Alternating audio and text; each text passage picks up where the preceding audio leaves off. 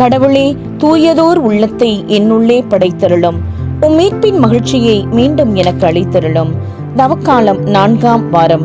புனித பேட்ரிக் ஆயர் நினைவு. மறையுரை சிந்தனை.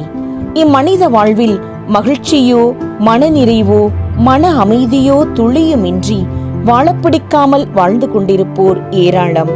மனம் விருத்த நிலையில் தங்கள் வாழ்க்கைக்கு தாங்களாகவே முற்றுப்புள்ளி வைத்துக் கொண்டிருப்பவர்களும் உண்டு.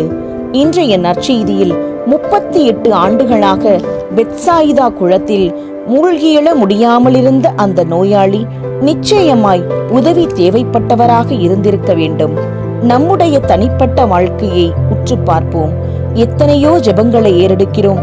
பல ஆலயங்களை நோக்கி எத்தனையோ திருப்பயணங்களை மேற்கொள்கிறோம். ஆனால் எப்பொழுதாவது இயேசுவை போல புறக்கணிக்கப்பட்ட யாராகிலும் ஒருவரிடம் நலமாக இருக்கிறீர்களா, என்னுடைய உதவி உங்களுக்கு தேவைப்படுகிறதா என்று விசாரித்திருக்கிறோமா? சிந்திப்போம், செயல்படுவோம், இறை ஆசீர் பெறுவோம்.